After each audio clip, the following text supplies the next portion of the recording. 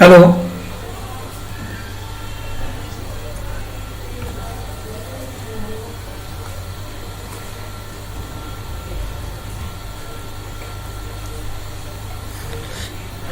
Hello.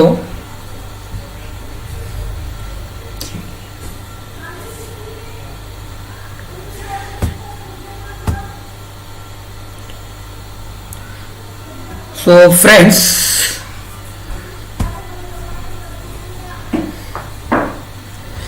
so in last lecture we have studied about the already we have started this first unit, that is genetic material. So in this topic we have studied the first point, and that was evidences for DNA as a genetic material. हमारे last lecture में मेरे YouTube channel पे microbiology bye संतोष नप्ते, इसमें मैंने कुछ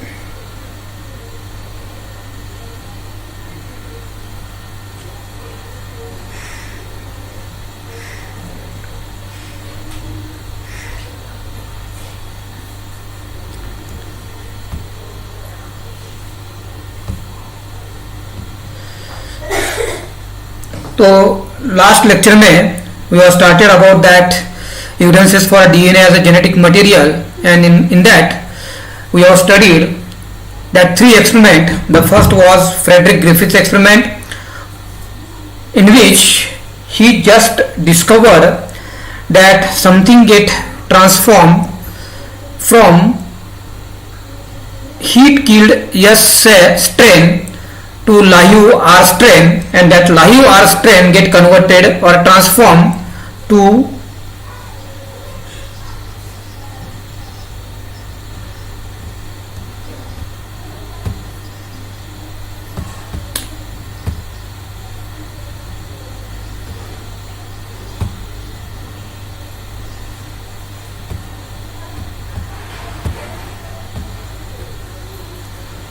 so today that Frederick Griffith, in last lecture we have already studied that Frederick Griffith, he discovered that something get transformed from heat killed S strain to live R strain, and that live R strain get converted to S strain, which become able to cause disease, that is pneumonia, in that mice.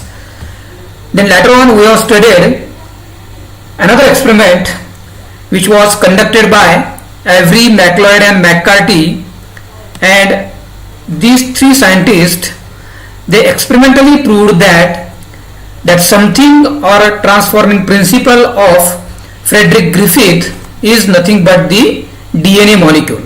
So from that time it is considered that DNA molecule, it is a genetic material, and it is actually responsible for the transformation of that live R strain into S strain. So that DNA get transferred here from heat killed S Diplococcus pneumoniae to that live R strain, which is also of the Diplococcus pneumoniae. And then third experiment we have studied, that is of Hershey and Chase, which was performed by using that bacteriophages.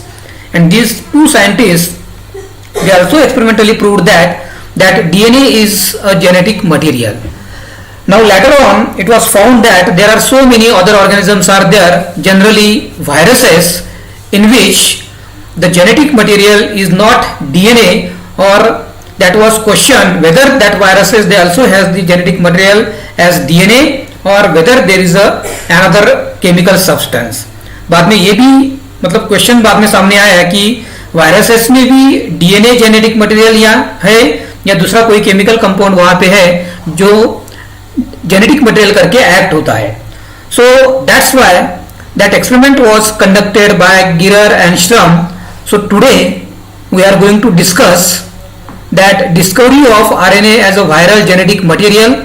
In that we will see this Girer and Shrum experiment which was conducted on tobacco mosaic virus. Then we will see about the properties of DNA as a genetic material, and then we will see the chemical stability of DNA and its information content. तो आज हम ये 3 point cover करने वाले हैं. पहला जो point है वो है discovery of RNA as a viral genetic material, क्योंकि अभी मैंने बोला है कि all living organisms except some viruses, कुछ वायरस को छोड़ के सभी लिविंग ऑर्गेनिजम्स में जेनेटिक मटेरियल जो है वो है डीएनए मॉलिक्यूल. और तो that we are going to see here कि how that discover that RNA also act as a genetic material in some viruses, and that experiment was conducted by that गिरर and श्रम on tobacco mosaic virus. उसके बाद हम देखेंगे कि कौन से ऐसे प्रॉपर्टीज हैं जो कि अगर केमिकल कंपाउंड में प्रेजेंट है then that particular chemical compound act as a genetic material.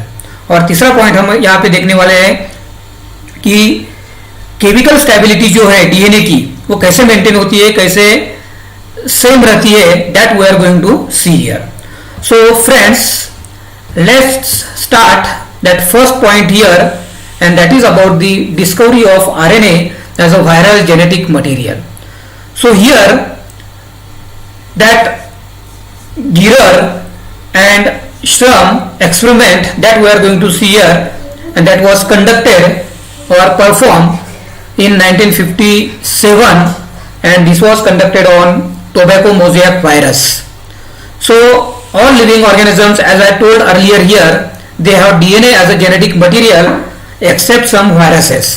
सभी लिविंग ऑर्गेनिजम्स में जो जेनेटिक मटेरियल है वो डीएनए है, लेकिन यहाँ पे कुछ ऐसे वायरसेस नेचर में प्रेजेंट है जिसमें डीएनए जेनेटिक मटेरियल नहीं है.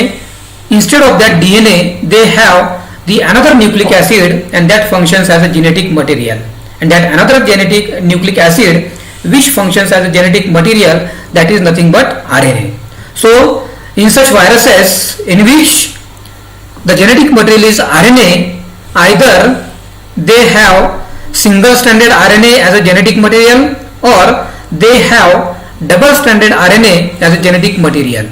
And this genetic material, that is RNA, it is covered by, it is enveloped by a protein coat, or there is a coating of that protein is there. See, this is a diagram here, general structure of that viruses here, or we can see here RNA viruses, because they have the genetic material as a RNA. So here this is the RNA molecule. It is sometimes single stranded or it is double stranded. This is the capsid, or which is nothing but the protein coat. So that capsid or that protein coat, it acts as a genetic material in such viruses. So here friends,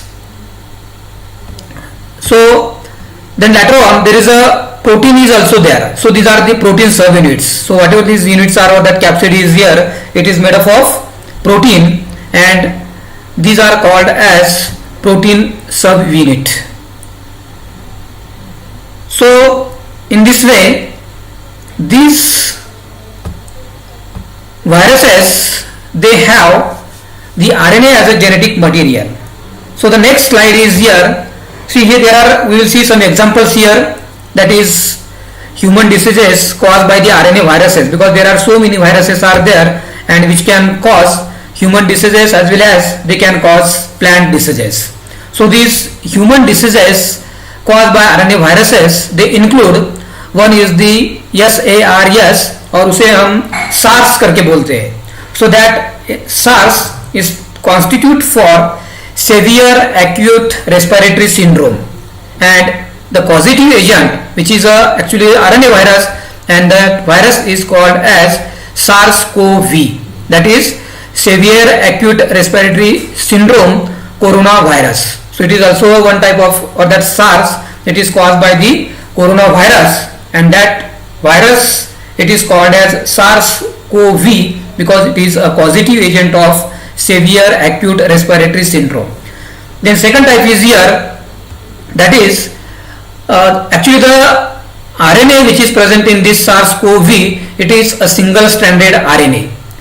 Then second type of disease which is caused by RNA virus, it is influenza, or commonly it is called as flu. And the virus or the causative agent of this influenza or flu, it is known as influenza virus. It is also a single-stranded RNA virus.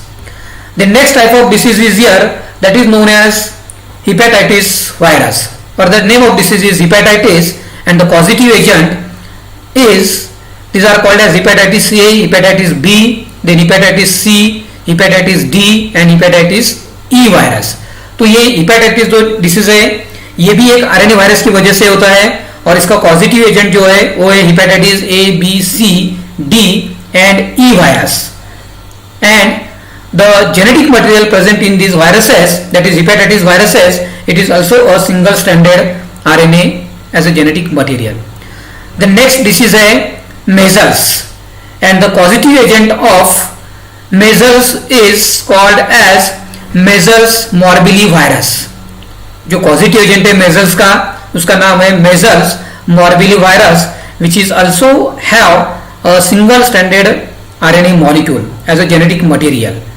Then next है disease, that is AIDS, or which is called as acquired immunodeficiency syndrome. So this acquired immunodeficiency syndrome, it is the name of disease, and it is caused by a RNA virus which is called as HIV, or it is known as human immunodeficiency virus. In this HIV also the genetic material is RNA and it is single stranded RNA. Next है जो अभी current pandemic चल रहा है, पूरी दुनिया में pandemic चल रहा है, जिसे हम कोविड-19 बोलते हैं और बोल रहे हैं, तो इसका जो पॉजिटिव एजेंट है वो है नोवेल कोरोना वायरस, और in short it is called as NCOV. So this is a novel corona virus and it is also a single stranded RNA molecule. So in this way there are different types of diseases are there which are viral diseases which are caused by RNA viruses. और last जो है generally ये जो disease है ये children's में ज़्यादा मतलब चिल्ड्रन ज़्यादा सफर होते हैं, और उसका नाम है, डिसीज का नाम है gastroenteritis. It is caused bye rotavirus and the genetic material in this rotavirus is also a RNA molecule, but here the genetic material is a double stranded RNA molecule. तो यहाँ पे जो RNA है वो double standard है. तो इसी ये जो अलग अलग प्रकार के वायरसेस है, RNA वायरसेस है, जो कि ह्यूमन बीइंग में अलग प्रकार के डिसीज वहां पे कॉज होते हैं. So the next one is here, that is plant diseases caused by RNA viruses. So हमारा जो टॉपिक है कि that RNA as a genetic material in viruses, क्योंकि बाकी के सभी जो सेल्स है, सभी लिविंग ऑर्गेनिजम्स है, और कुछ वायरसेस भी यहाँ पे है जिनमें DNA ये जेनेटिक मटेरियल रहता है, लेकिन कुछ वायरसेस यहाँ पे ऐसे भी है जिनमें जेनेटिक मटेरियल जो है वो RNA मॉलिक्यूल है. और उसमें हमने कुछ एग्जांपल्स देखे ह्यूमन बीइंग में कि जो डिसीजेस कॉज करते हैं, और उनमें जेनेटिक मटेरियल जो है वो सिंगल स्टैंडर्ड DNA RNA है and single double standard RNA है. उसके बाद जो वायरसेस है विच इन्फेक्ट प्लांट और दे causes plant diseases in different crop plants or in plants. One of that example is here tobacco mosaic virus. पहला जो example है हमारा प्लांट RNA वायरसेस का वो है tobacco mosaic virus. This is the name of disease. In short it is called as TMV. और जो symptoms है यहाँ पे और causative agent जो है actually it is a tobacco mosaic virus, और the causative agent is here. In short it is called as TMV and the name of that disease is mosaic disease of tobacco. यहाँ पे थोड़ा सा correction है, this is the name of disease here actually, and the positive agent is tobacco mosaic virus और TMV. And this tobacco mosaic virus, it is the genetic material in this virus is single stranded RNA. और that two scientist, that is Gierer and Schramm, they perform that experiment on this viruses, that is on tobacco mosaic virus. Second virus जो है RNA virus, that is name of that RNA virus is tomato spotted wilt virus, और in short it is called as TSWV. And the disease which is caused by this tomato spotted wilt virus, it causes the spots and wilting in tomato plants.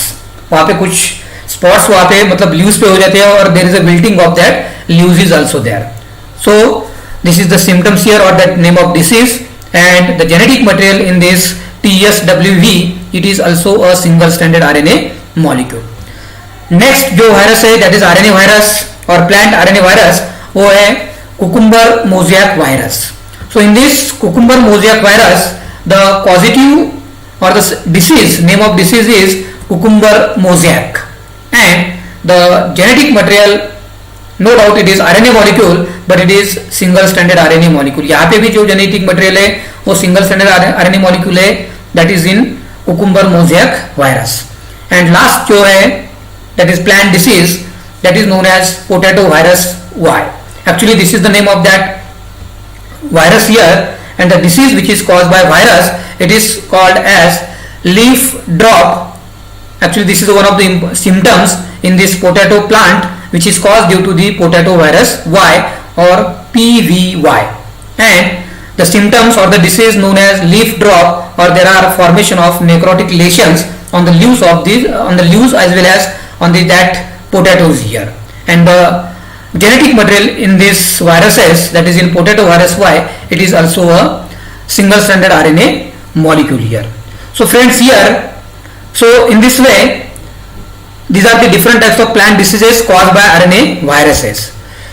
see this is the Girer and Schramm experiment which was performed in 1957 and that is 1956 and this was conducted on tobacco mosaic virus। so these two scientists that is Alfred Girer and Gerhard Schramm they isolated that RNA from the tobacco mosaic virus which is the causative agent in the mosaic disease of tobacco leaves और tobacco plant। tobacco mosaic virus एक ऐसा RNA virus है जो tobacco plants में leaves में कुछ disease cause करता है जो mosaic pattern वहां पे रहता है। so that's why that disease is called as the tobacco mosaic disease and the causative agent of that tobacco mosaic disease it is known as tobacco mosaic virus। so these two scientists in 1956 that is Girer and Schramm they performed that experiment on this tobacco mosaic virus and they experimentally proved that RNA is a genetic material in this tobacco mosaic virus। so what they did, these two scientists they isolated that RNA from the tobacco mosaic virus। उन्होंने क्या किया कि tobacco mosaic virus से उन्होंने RNA isolate किया and they observed that they found that this only RNA molecule is sufficient to infect the healthy tobacco plants। उन्होंने ये discover किया कि अगर खाली तुम, क्योंकि अभी हमने इनिशियल स्लाइड्स में देखा है कि that RNA virus it consists of genetic material as a RNA and it also consists of the protein coat। मतलब वहां पे प्रोटीन कोट्स भी है, प्रोटीन है और उसके बाद वहां पे एक न्यूक्लिक एसिड है जो RNA मॉलिक्यूल है।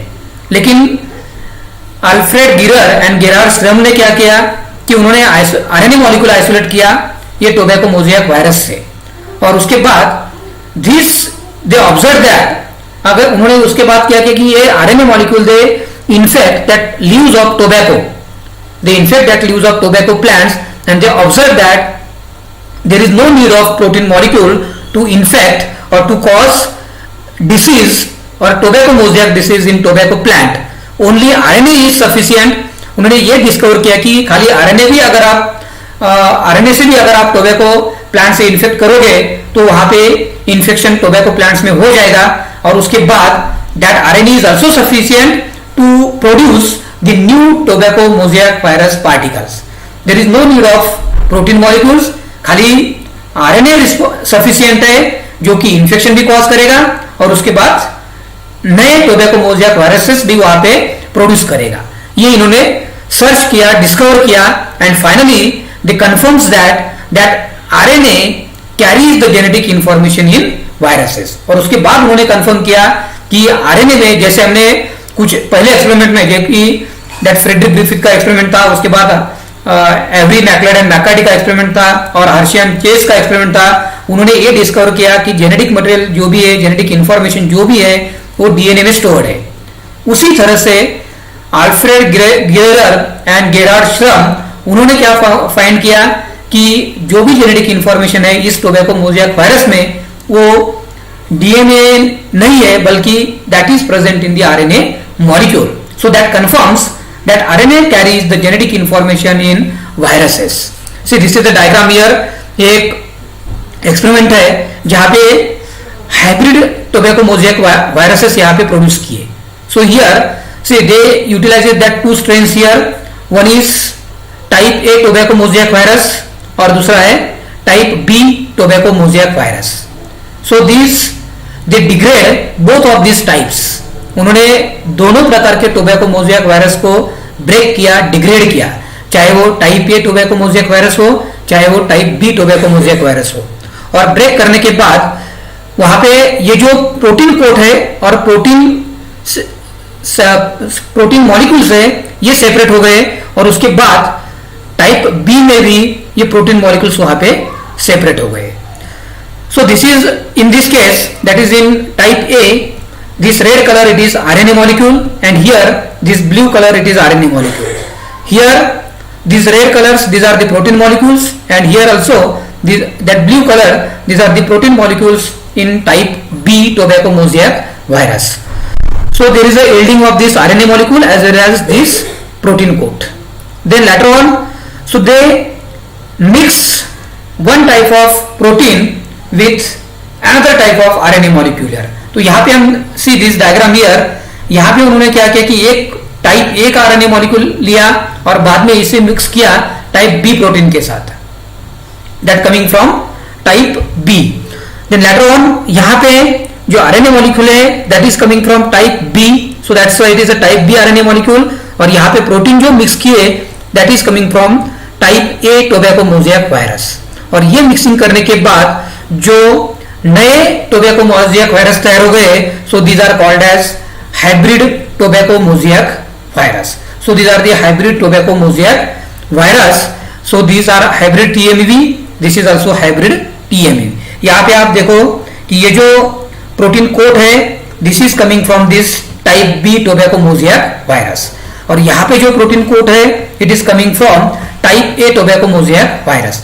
यहाँ पे जो जेनेटिक मटेरियल है जो आरएनए है वो टाइप ए का ही है और यहाँ पे जो जेनेटिक मटेरियल है ये टाइप बी का है.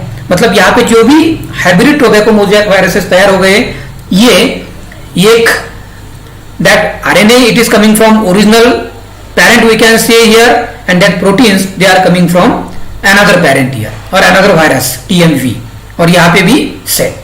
सो in this way they perform that experiment. Now in next experiment they find that only RNA molecule is sufficient to produce new progeny viruses. See this is the diagram here. These two scientists, that is Girer and Shrum, who performed that experiment on tobacco mosaic virus. उन्होंने tobacco mosaic virus पे experiment किया 1956 में and उन्होंने इस experiment में दो strains use किए. पहला स्ट्रेन था tobacco mosaic virus A, that one strain was tobacco mosaic virus A और दूसरा स्ट्रेन था tobacco mosaic virus B. Then there is a degradation और breaking of this tobacco mosaic virus A and B was carried out and there is a release और separation of that protein particles और molecules and that RNA molecule. यहाँ पे दोनों भी separate हो गए. See here protein molecule भी separate हो गए और उसके बाद जो आरएनए मॉलिक्यूल था टोबैको मोज़ेक वायरस ए में वो भी सेपरेट हो गया. सेकंड स्ट्रेन में, सेकंड वायरल स्ट्रेन में प्रोटीन बी यहाँ पे सेपरेट हो गए और आरएनए बी क्योंकि ये बी स्ट्रेन का है तो वो भी सेपरेट हो गया. So in this way both of this RNA and that proteins get separated. उसके बाद उन्होंने रिमिक्स किया आरएनए एक वायरस का और वहां पे प्रोटीन दूसरे वायरस का. सो हियर अगर हम पहले स्ट्रेन में देखेंगे यहाँ पे तो ये जो ब्लू कलर के प्रोटीन से these are coming from tobacco mosaic virus B. ये दूसरे प्रकार के आ रहे हैं प्रोटीन कोट है, लेकिन यहाँ पे जो आरएनए मॉलिक्यूल है it is coming from this tobacco mosaic virus A, that is it is a RNA A. और सेकंड स्ट्रेन में जो है यहाँ पे जो प्रोटीन कोट लिया उन्होंने यहाँ पे कौन सा कोड आ गया, प्रोटीन्स आ गए, that is coming from this tobacco mosaic virus A strain in this way. और इसमें जो आरएनए मॉलिक्यूल है that is coming from RNA B और it is coming from tobacco mosaic virus B strain. तो ये इसी तरह से वहां पे एक्सचेंज हो गया और जो नए जो टोबैको मोज़ेक वायरस वहां पर तैयार हो गए ये हाइब्रिड टाइप के तैयार हो गए। और उसके बाद उन्होंने आरएनए ये निकाल के मतलब इसी वायरस से इन्होंने क्या किया कि infection he intentionally infect that leaves tobacco plant leaves. और उसके बाद जो नया वायरस तैयार हो गया क्योंकि they later on they isolated और they collected that tobacco mosaic virus A from this plant. और इसी लीव्स से उन्होंने बाद में प्रोजेनी वायरसेस कलेक्ट किए और उन्होंने ये ऑब्जर्व किया कि जो भी नए प्रोजेनी वायरसेस यहाँ पे तैयार हो गए that was completely similar to the tobacco mosaic virus A, that is parent virus we can see here. इसी प्रकार के थे। तो यहां से ये प्रूव होता है कि अगर यहाँ पे प्रोटीन मॉलिक्यूल अगर जेनेटिक मटेरियल होता तो जो डीएनए मॉलिक्यूल या जो नए वायरसेस तैयार होते ये ब्लू कलर का प्रोटीन यहां पे रहता या फिर उसे हम कहेंगे प्रोटीन बी वहां पे रहता। ओके सो लेकिन यहां पे क्या ऑब्जर्व किया उन्होंने कि यहां पे जो आरएनए मॉलिक्यूल है that is coming from tobacco mosaic virus ये। और उसके बाद जो प्रोटीन भी वहां पे आ गए, प्रोटीन कोड जो आ गया ये भी कहां से आ गया, टोबैको मोज़ेक वायरस ए से आ गया। अगर वो प्रोटीन कोड अगर टाइप बी से आता तो ये ब्लू कलर का रहता, लेकिन वहां पे वैसा नहीं हुआ।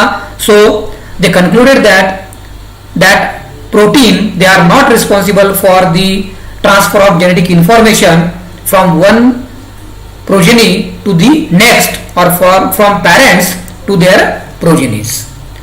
तो यहां पे उन्होंने कंक्लूड किया कि that RNA actually it is responsible for the transfer of genetic information from parent to progeny. Then उसके बाद जो सेकंड में भी सेम ऑब्जर्वेशन है यहां पे, क्योंकि ये जो हाइब्रिड टोबैको मोज़ेक वायरस है यहां पे आरएनए बी प्रोटीन है। So this is blue colour, it is the RNA molecule which is coming from the tobacco mosaic virus B. और उसके बाद जो प्रोटीन कोड यहां पे है ये कहां से आ रहा है, this is coming from tobacco mosaic virus ये। लेकिन और when this two scientist they intentionally infect that tobacco leaves, जब इन्होंने जानबूझ के इन्फेक्शन कॉज किया टोबैको लीव्स में तो दैट टोबैको प्लांट वहां पे तो इन्फेक्शन हो गया, लेकिन उस इन्फेक्टेड प्लांट से जब उन्होंने वायरसेस प्यूरिफाई किए तब उन्हें ऑब्जर्व किया कि टाइप बी प्रोजेनी वहां पे आ गई। तो यहां पे अगर यहां पे भी सेम कंक्लूजन रहेगा, अगर प्रोटीन ए अगर जेनेटिक मटेरियल होता तो जो भी नए वायरसेस यहाँ पे तैयार होते जिसे हम टाइप बी प्रोजेनी कहा है तो यहाँ पे जो वायरसेस होते ये इसी तरह के होते। लेकिन ये नहीं हुआ क्योंकि जो जेनेटिक मटेरियल था यहाँ पे वो आरएनए बी का था जो ब्लू कलर में है। तो इसीलिए जो नया वायरस तैयार हो गया वो अकॉर्डिंग टू दैट तैयार हो गया जो टोबैको मोज़ेक वायरस बी है। तो ये हो गया। तो from this experiment that Gierer and Schramm they concluded that in tobacco mosaic virus the genetic material is ribonucleic acid or it is called as RNA, and that proteins these are not genetic material. So it is confirmed that in some viruses or in tobacco mosaic virus the genetic material is ribonucleic acid or RNA, and later on it is discovered that there are some viruses are there which have RNA as a genetic material. So this is the experimental proof or it is the evidence for RNA as a genetic material in viruses. ये same experiment है लेकिन diagram थोड़ी सी different है। See this is the common type of that RNA और tobacco mosaic virus, this is the M type. दोनों को break किया सो प्रोटीन मॉलिक्यूल सेपरेट हो गई यहाँ पे और आरएनए मॉलिक्यूल भी सेपरेट हो गया। यहाँ पे प्रोटीन मॉलिक्यूल सेपरेट हो गए और यहाँ पे आरएनए मॉलिक्यूल सेपरेट हो गया। उसके बाद रिकॉन्स्टिट्यूशन वहां पे हो गया और नया हाइब्रिड टोबैको मोज़ेक वायरस यहाँ पे तैयार हो गया जिसमें जो प्रोटीन कोड है ये टाइप एम का है और सेकंड टाइप का है और जो आरएनए मॉलिक्यूल है वो है कॉमन टाइप का, कॉमन टोबैको मोज़ेक वायरस। और उसके बाद उन्होंने इंटेंशनली इन्फेक्शन कॉज किया टोबैको प्लांट में, टोबैको लीव्स में, और उन्होंने ये ऑब्जर्व किया कि जो भी नए वायरसेस वहां पे तैयार हो गए ये कॉमन टाइप के। कॉमन टाइप के क्यों आ गए यहाँ पे? क्योंकि जो भी प्रोटीन के लिए जेनेटिक मटेरियल चाहिए था वो आरएनए में प्रेजेंट था, जो भी जेनेटिक इंफॉर्मेशन चाहिए थी वहां पे वो आरएनए में प्रेजेंट थी। सो that's why they find that this protein molecule they are not actually responsible for transfer of genetic information, but the RNA molecule is responsible for the transfer of genetic information. So in this way they concluded that this RNA is a genetic material in some viruses. ये हो गया first point हमारा। Second point है अभी properties of DNA as a genetic material. So अगर कौन से भी केमिकल सब्सटेंस को एज ए जेनेटिक मटेरियल करके फंक्शन करना है या फिर कोई रोल प्ले करना है तो दैट पर्टिकुलर जेनेटिक मटेरियल और substance they must fulfil particular properties. अगर एखादे सब्सटेंस को जेनेटिक मटेरियल करके वहां पे रोल करना है, फंक्शन करना है, तो उस पर्टिकुलर सब्सटेंस में कुछ प्रॉपर्टीज होने चाहिए। अगर वो प्रॉपर्टीज उस सब्सटेंस में प्रेजेंट रहेंगे तभी दैट पर्टिकुलर मॉलिक्यूल और substance can act as a genetic material. So here, so we will see that which are the different properties here. The first one is it must be present in all cells. वो सभी sales में present होना चाहिए। अगर उस substance को, उस molecule को एज ए जेनेटिक मटेरियल करके काम करना है, फंक्शन करना है, तो उसे उस पर्टिकुलर ऑर्गेनिज्म के, लिविंग ऑर्गेनिज्म के हर एक सेल में वहां पे प्रेजेंट होना चाहिए। सेकंड प्रॉपर्टी है it must contain all biologically useful information in a stable form. जो भी इंफॉर्मेशन, जो भी बायोलॉजिकल इंफॉर्मेशन वहां पे रहेगी वो सभी इंफॉर्मेशन स्टेबल फॉर्म में होनी चाहिए। अदरवाइज व्हाट विल हैपन कि अगर उस जेनेटिक इंफॉर्मेशन वहां पे चेंज हो गई तो जो भी कैरेक्टर्स उस सेल के या फिर ऑर्गेनिज्म के वो भी वहां पे चेंज हो जाएंगे। तो इसीलिए that particular organism must contain all biologically useful information in a stable form or that particular molecule here. Next है it must be able to store information in a coded form to control and express all biological functions. उस chemical substance में जो भी information रहेगी that information must be present in the coded form. वो जैसे कि अभी हमें मालूम हुआ है जो भी information DNA molecule में रहती है उसके बाद उसका ट्रांसक्रिप्शन वहां पे होता है और वहां पे एमआरएनए मॉलिक्यूल तैयार होता है। और एमआरएनए मॉलिक्यूल में जो भी जेनेटिक इंफॉर्मेशन स्टोर है एक कोडिंग लैंग्वेज में प्रेजेंट है और कोड्स में प्रेजेंट है जिसे हम कोडॉन बोलते हैं, CODON, कोडॉन। सो ये भी एक प्रॉपर्टी है पर्टिकुलर सब्सटेंस की। अगर उसमें ये प्रॉपर्टी है तो then that can act as a genetic material और it can qualify for a genetic material. Then that particular substance or molecule should be able to replicate properly and form true copies of next generation. उसमें एक ये भी ability होनी चाहिए कि उसका replication properly होना चाहिए। रेप्लिकेशन का मतलब यहाँ पे कि it must have the ability to make their own copies. उसके खुद के कॉपीज, खुद के प्रोजेनिस वहां पे बनने चाहिए और इट मस्ट रेप्लिकेट प्रॉपरली और उसके बाद वही कॉपीज, वही प्रोजेनिस और मॉलिक्यूल्स नेक्स्ट जनरेशन में ट्रांसफर होनी चाहिए। तो ये भी एक इंपॉर्टेंट प्रॉपर्टी है अगर उस पर्टिकुलर मॉलिक्यूल को क्वालिफाई होना है फॉर जेनेटिक मटेरियल और for as a genetic material. Next character और प्रॉपर्टी यहाँ पे it should be able to generate its own type and also new different types of molecules.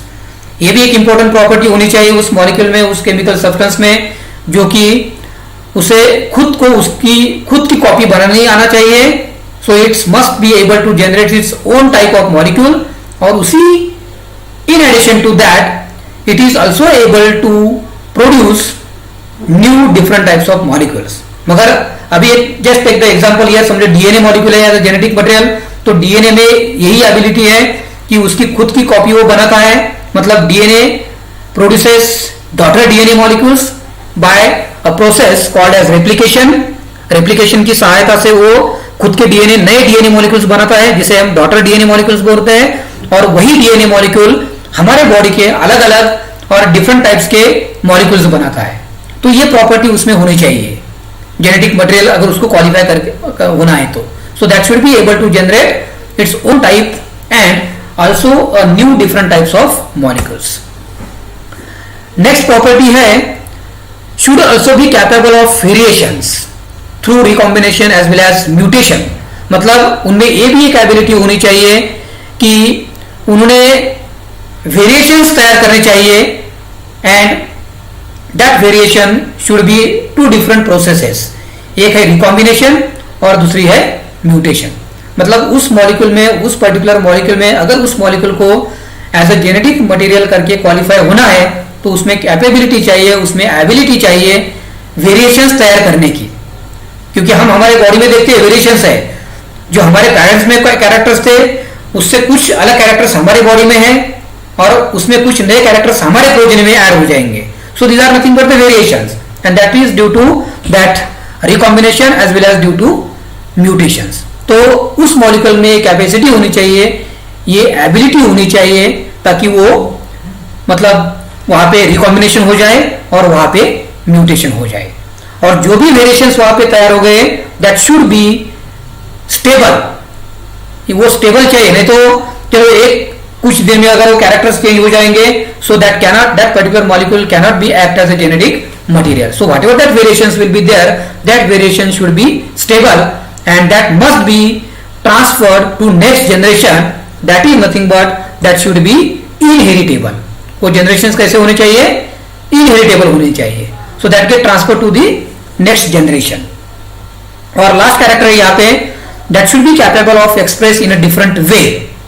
वो जो भी मॉलिक्यूल एक्ट करेगा एज अ जेनेटिक मटेरियल तो वो अलग अलग प्रकार से एक्सप्रेस होना चाहिए, उसके अलग अलग प्रकार के कैरेक्टर्स होने चाहिए in different parts of that particular organism, उस ऑर्गेनिज्म में। So that can take a specific form as well as it can do a different types of functions in that particular organism, though that genetic material is same। genetic material तो same है यहाँ पे, समझो हमारे body में DNA genetic material है, लेकिन हमारे बॉडी में जो भी कैरेक्टर्स है वो अलग अलग प्रकार के हैं, और उसके बाद हमारे बॉडी में जो भी सेल्स प्रेजेंट है, all that different types of cells they perform different types of specific function। वो एक स्पेसिफिक फंक्शन वहां पे कैरी करते हैं। तो इसका मतलब है कि अगर उस पर्टिकुलर मॉलिक्यूल को जेनेटिक मटेरियल करके फंक्शन करना है या फिर इंपॉर्टेंट रोल प्ले करना है, तो उस मॉलिक्यूल में एक कैपेसिटी होनी चाहिए कि that can take a specific form, so और it can produce a specific type of cells, and जो भी सेल्स वहां पे तैयार हो जाएंगे तो उस सेल से एक स्पेशल फंक्शन वहां पे होना चाहिए। तो ये अगर पर्टिकुलर मॉलिक्यूल में है तो that particular molecules they can act as a genetic material. Next point है यहां पे एनी सब्सटेंस। सो आगे यहां पे डेफिनेशन हम कर सकते हैं कि which substance can act as a genetic material. कौन सा सब्सटेंस ऐसे है जो कि जेनेटिक मटेरियल करके एक्ट कर सकता है, या फिर it can be heritable. So here any substance which form the heritable material that can fulfill some essential requirements, and in this case or in nature that DNA was found to fulfill all requirements। अभी 2-3 slide में हमने जो requirement देखे या properties देखे कि अगर उस पर्टिकुलर मॉलिक्यूल को अगर एज अ जेनेटिक मटेरियल करके क्वालिफाई होना है या फिर रोल करना है तो उसमें कौन से प्रॉपर्टीज होने चाहिए, ये हमने पिछले 2 स्लाइड्स में हमने देखा, और बाद में ये ऑब्जर्व किया गया कि डीएनए में ये सब प्रॉपर्टीज है, that's why that DNA act as a genetic material. तो इसी वजह से डीएनए क्या करता है, जेनेटिक मटेरियल करके एक्ट करता है। So which are that essential requirements. तो फिर ये कौन से इसेंशियल रिक्वायरमेंट्स हैं? तो ये डीएनए में एक कैपेसिटी है, it has ability to store that genetic information. अभी ये हमें मालूम हुआ है कि DNA can store the genetic information, and it also has the ability or capacity to transmit that genetic information to the cell as per their requirement। और वो next generation में नेक्स्ट सेल के और डॉटर सेल में वही genetic information वो transfer करता है। मतलब एक प्रॉपर्टी ये डीएनए मॉलिक्यूल में है कि it can store that genetic information और उसके बाद it can transmit that genetic information into the next cell और into the daughter cells. Second जो प्रॉपर्टीज है डीएनए मॉलिक्यूल, उसी की वजह से वो जेनेटिक मटेरियल करके क्वालिफाई है या फिर फंक्शन कर रहा है, और वो है ability to transfer it information to daughter cells with minimal error. उसमें ये भी एक एबिलिटी है कि वो डीएनए मॉलिक्यूल में, मतलब उसमें जो भी इंफॉर्मेशन स्टोर है वही इंफॉर्मेशन वो डॉटर सेल को ट्रांसफर करता है, and during that transfer of that genetic information from parent cell to daughter cell there is a minimal errors, मतलब बहुत कम वहां पे एरर होता है, और as it is that genetic material get transferred to the daughter cells। उसके बाद है physical and chemical stability in order that information is not lost। ये भी एक डीएनए में एक इंपॉर्टेंट प्रॉपर्टी वहां पे है कि that DNA molecule it is physically stable at the same time it is chemically stable, और उसी की वजह से ये जो इंफॉर्मेशन वहां पे स्टोर है ये लॉस्ट नहीं होती वहां से, it remain as it is from one generation to next generation और from generation to generation. Then next character और प्रॉपर्टी जो डीएनए में प्रेजेंट है दैट वाज और that is capability for genetic change though without major loss of parental information. DNA में ये भी एक कैपेबिलिटी है कि जेनेटिक चेंज वहां पे तो होता है, लेकिन ज्यादा पेरेंटल इंफॉर्मेशन जो है वहां पे लॉस नहीं होती। That same parental information it is coming from to the next cell और टू द डॉटर सेल और daughter progenies, so they have the ability और capability for genetic change though there is minimal loss of the parental information. उसके बाद जो property है it is present in all cells of organisms, क्योंकि हमने यही property पहले देखी थी कि अगर एक आधे पर्टिकुलर मॉलिक्यूल को जेनेटिक मटेरियल करके रोल करना है, फंक्शन करना है, तो उसमें एक इंपॉर्टेंट प्रॉपर्टी होनी चाहिए और वो है कि it must be present in all cells of the organism. वो हर एक सेल में प्रेजेंट होना चाहिए, और यहाँ पे that DNA molecule it is present in all cells of organisms, that each somatic cell, somatic cells मतलब यहाँ पे हमारे बॉडी सेल्स, सोमेटिक सेल मतलब बॉडी सेल्स, तो it is present in each body cell in double amount as compare to the gametic cells और gametes. क्योंकि gametes में अगर हम जेनेटिक मटेरियल देखेंगे तो वहां पे हाफ जेनेटिक मटेरियल रहता, लेकिन double genetic material it is present in our body cells और in our somatic cells. Next property है it shows wide variety due to unlimited variety of sequences. So क्योंकि जो भी डीएनए सीक्वेंसेस है ये अलग अलग प्रकार के हैं, so that's why it shows the wide variety और different types of varieties of the DNA molecules. Next it replicates properly during interphase of cell division, and daughter DNAs they have the same genetic information or material as like that of the parent DNA। क्योंकि जो replication होता है DNA molecule का that replication was during the interphase of the cell cycle और interphase of the cell division। जो cell division होता है उसमें एक स्टेज है इंटरफेस की, और interface during interface that DNA molecule get replicate, मतलब उसके खुद के जो कॉपीज तैयार होते हैं ये इंटरफेस में तैयार होते हैं, और जो भी इंफॉर्मेशन पेरेंट डीएनए मॉलिक्यूल है वही इंफॉर्मेशन डॉटर डीएनए मॉलिक्यूल में आती है आफ्टर रेप्लिकेशन। रेप्लिकेशन होने के बाद वही इंफॉर्मेशन कहां पे आती है? पेरेंट डीएनए मॉलिक्यूल में।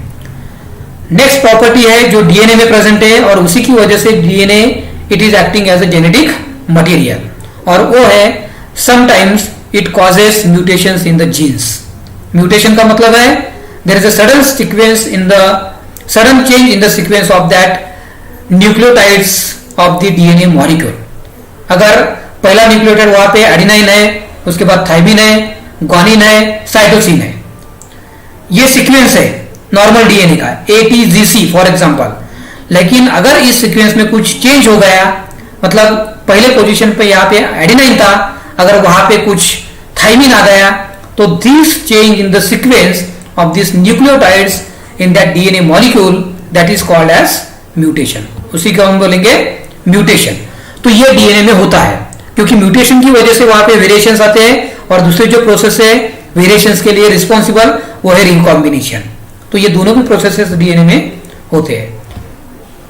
देन उसके बाद है it stores the genetic information in the form of triplet code. जैसे हमने कुछ पिछले स्लाइड में देखा था कि जो भी इंफॉर्मेशन डीएनए में स्टोर रहेगी वो इंफॉर्मेशन एक कोड के लैंग्वेज में होनी चाहिए। तो डीएनए में जो भी इंफॉर्मेशन है ये एक लैंग्वेज में तैयार होती है, मतलब उसके बाद वहां पे उसी से एमआरएनए तैयार होता है, and that store that information in the form of triplet codes. And ये जो इंफॉर्मेशन है ये एक्सप्रेस होती है बाय टू मैकेनिज्म्स और बाय टू प्रोसेसेस। ये प्रोसेस है ट्रांसक्रिप्शन। तो what is this transcription? So transcription it is nothing but simply formation of mRNA molecule from DNA. MRNA molecule जो तैयार होता है डीएनए से, उसी को हम ट्रांसक्रिप्शन बोलते हैं, और उस एमआरएनए की information according to that mRNA information which is present in the form of codons और it is called as triplet code, उसी इंफॉर्मेशन से वहां पे प्रोटीन्स तैयार होते हैं। So it is called as translation. So these are the different properties of DNA molecule, and because of that DNA molecule is act as a genetic material. Then later on it is responsible for the process of differentiation. It means that different genes they remain functional in different cells. अलग अलग sales में ये अलग अलग jeans वहां पे function करते हैं, एंड उसी सेल्स में they acquire specific structure, they acquire specific function. So this is also the important property which is present in DNA molecule, and that's why it is acting as a genetic material. And next है if that DNA get damaged, अगर DNA में कुछ damage हो गया तो that DNA molecule it has a special mechanism, or we can say here repair mechanism.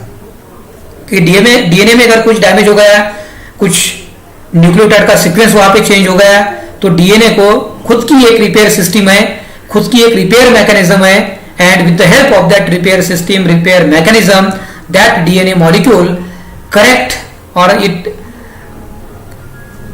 Repair that damages, and whatever that genetic information was present that get stored. तो वहां पे वो store होती है. तो ये हो गया प्रॉपर्टीज डीएनए मॉलिक्यूल के. और in next lecture we will see about this chemical stability of DNA and its information content. तो स्टूडेंट्स इनिशियली यहाँ पे कुछ प्रॉब्लम्स आ गया थोड़े स्लाइड शेयरिंग में या फिर पावर पॉइंट प्रेजेंटेशन में, और this was my first try और थ्रू यूट्यूब लाइव लेक्चर. सो कुछ दिक्कतें यहाँ पे आ गई, लेकिन नेक्स्ट लेक्चर में so we will try best, क्योंकि ये मेरा पहला लेक्चर था जब मैं YouTube लाइव पे ट्राई कर रहा था, और इसी की वजह से स्टार्टिंग के कुछ मिनट्स जो है वो पूरे डिस्टर्ब हो गए, क्योंकि वहाँ पे स्लाइड तो शेयर मैं कर रहा था लेकिन स्लाइड शेयर आपको स्लाइड नहीं दिख रही थी, या फिर आवाज मेरा रिपीट हो रहा था यहाँ पे. सो दैट्स वाई लेट थोड़ा सा लेक्चर शुरू हो गया हमारा यहाँ पे. नेक्स्ट लेक्चर में we will try better, and in next lecture we will see chemical stability of DNA and its information content. क्योंकि अभी हमें ये मालूम हुआ है कि डीएनए मॉलिक्यूल क्या है, स्टेबल है. स्टेबल है मतलब इसका मतलब कि ये DNA molecule generation to generation transfer होता है, लेकिन उसमें जो जेनेटिक इंफॉर्मेशन है सेम जेनेटिक इंफॉर्मेशन वहां पे प्रिजर्व होती है. इसका मतलब है whatever that DNA molecule is present here, that DNA molecule is stable. ये अनस्टेबल नहीं है क्योंकि उसमें कुछ चेंजेस नहीं होते हैं. Whatever that changes will take place, these are very minor changes, but it does not affect the expression of that genes और that particular behaviour of the organism और that cell. That is nothing but that DNA molecule has the stability. तो ये जो stability है DNA molecule में, ये कौन से मॉलिक्यूल कौन से बॉन्डिंग की वजह से आ गई, या फिर which are the different bonds present in that DNA molecule and which gives the stable nature to that DNA molecule. That we will see in next lecture under the heading that is chemical stability of DNA and its information content. तो वहां पे हम देखेंगे कि कौन से प्रकार के अलग अलग प्रकार के बॉन्डिंग है जो कि डीएनए स्टेबिलिटी के लिए रिस्पॉन्सिबल है. तो यहाँ पे है हाइड्रोजन बॉन्डिंग है, उसके बाद हाइड्रोफोबिक इंटरेक्शंस है, उसके बाद आयनिक इंटरेक्शंस है, and later on that base stacking interaction is also responsible for this stability of the DNA molecule. So that we will see in next lecture. So we will meet in next lecture. So thank you very much.